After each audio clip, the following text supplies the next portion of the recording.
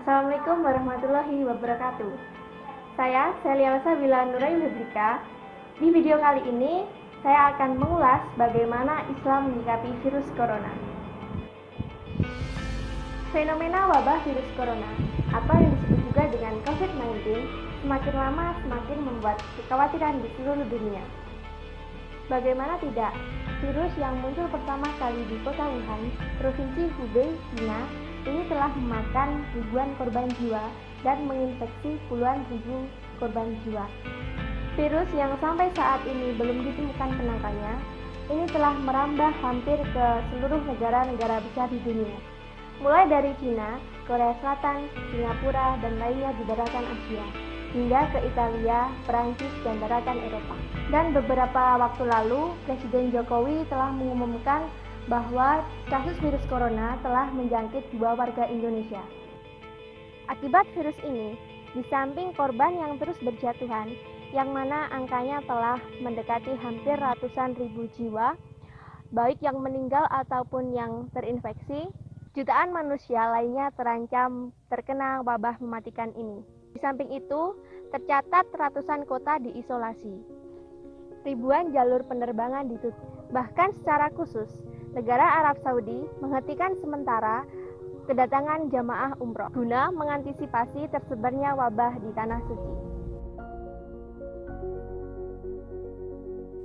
Menyikapi epidemi global ini, sebagai seorang muslim, hendaknya kita kembali kepada ajaran-ajaran agama kita. Dan berikut ini beberapa kiat-kiat yang dapat kita tempuh sebagai seorang muslim.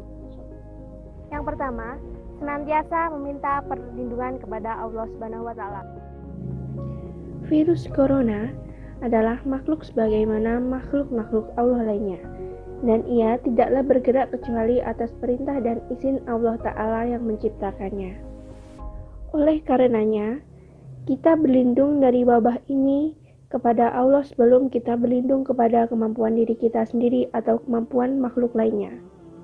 Ingatlah bahwa Allah adalah sebaik-baiknya pelindung dan sebaik-baiknya penjaga. Allah Subhanahu wa Ta'ala berfirman, "Fallahu khairun hafidzaw wa huwa arhamur rahimin." Maka Allah adalah sebaik-baiknya penjaga dan Dialah Maha Penyayang di antara para penyayang. Quran Surat Yusuf ayat 64. Berlindung kepada Allah Subhanahu wa Ta'ala bisa dilakukan dengan senantiasa membaca doa-doa pelindung yang bersumber dari Al-Quran seperti surat Al-Falaq dan surat An-Nas, ataupun dari doa-doa yang bersumber dari Nabi Shallallahu Alaihi Wasallam seperti doa yang dianjurkan untuk dibaca di pagi hari dan di petang hari, yang artinya dengan nama Allah yang tidak membahayakan dengan namanya segala sesuatu yang ada di langit dan bumi, dan Ialah Maha mendengar lagi Maha mengetahui. Doa ini berdasarkan sabda Nabi Shallallahu Alaihi Wasallam, bila diamalkan oleh seorang hamba di pagi dan di petang hari, masing-masing sebanyak 3 kali, maka niscaya tidak akan membahayakannya segala sesuatu apapun yang ada di atas muka bumi ini. Yang kedua, berikhtiar dengan melakukan pencegahan. Di samping berlindung kepada Allah, tentunya sebagai seorang manusia, kita juga harus berikhtiar dengan melakukan usaha-usaha pencegahan agar virus ini tidak menular kepada diri kita atau kepada orang-orang yang kita sayangi. Ikhtiar ini bisa dilakukan dalam skala individu maupun skala berjamaah. Ikhtiar dalam skala individu dilakukan dengan mengikuti cara-cara yang dianjurkan oleh para ahli dalam bidang ini, seperti rutin menjaga kesehatan, rutin mencuci tangan, rutin memakan dari makanan-makanan yang baik, rutin memakai masker di keramaian, serta menghindari keluar rumah dan berkumpul di tempat keramaian bila tidak diperlukan.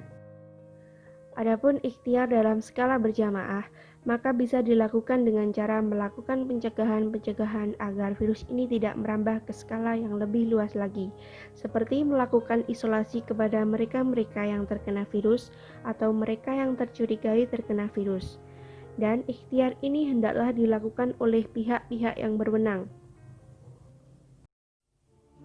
Hal ini berdasarkan makna hadis Nabi Shallallahu Alaihi Wasallam yang artinya, apabila kalian mendengar tentangnya, wabah penyakit di sebuah tempat, maka janganlah kalian masuk ke dalamnya, dan bila kalian berada di dalamnya, maka janganlah kalian keluar daripadanya sebagai bentuk lari daripadanya. Hadis riwayat Bukhari dan Muslim. Yang ketiga, bertawakal kepada Allah Subhanahu wa taala. Setelah melakukan ikhtiar-ikhtiar yang ada, maka pada akhirnya semua kita serahkan kepada Allah Subhanahu wa taala. Kita tawakalkan diri kita kepadanya karena hidup dan mati kita sebagai seorang hamba semua berada di tangannya. Allah Subhanahu wa taala berfirman, "Qul inna sholati wa nusuki wa mahyaya wa mamati lillahi rabbil alamin." Yang artinya, katakanlah Muhammad, sesungguhnya sholatku, ibadahku, hidupku dan matiku hanyalah untuk Allah, Tuhan seluruh alam. Quran Surat Al-An'am ayat 162. Dan perlu kita ketahui bahwa seorang hamba akan tetap hidup bila mana memang ajalnya belum datang. Bahkan bila virus corona ataupun virus lainnya yang lebih ganas daripada itu menjangkitnya, namun bila memang sudah ajalnya, jangankan virus corona atau yang lebih dari itu, bahkan digigit semut pun seorang bisa mati jikalau memang ajalnya telah tiba. Ajal seseorang pasti datang, namun pertanyaannya adalah, apakah yang telah kita persiapkan dari amalan soleh menyambut ajal tersebut? Semoga Allah menutup hidup kita dengan husnul khotimah. Amin amin Allahumma amin. Yang keempat, yakin kepada Allah akan kesembuhan.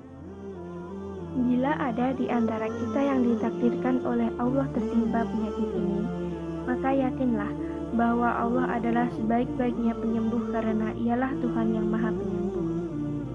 Dan yakinlah juga bahwa tidak ada penyakit yang Allah turunkan, kecuali ada juga obat yang diturunkan bersamanya.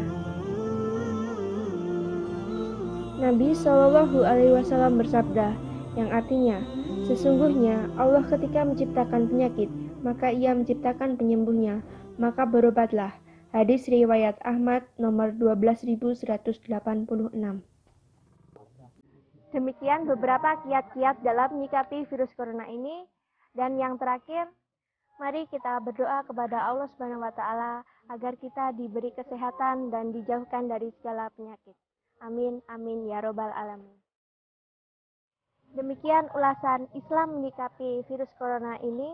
Semoga bermanfaat, dan apabila ada kurang lebihnya saya mohon maaf.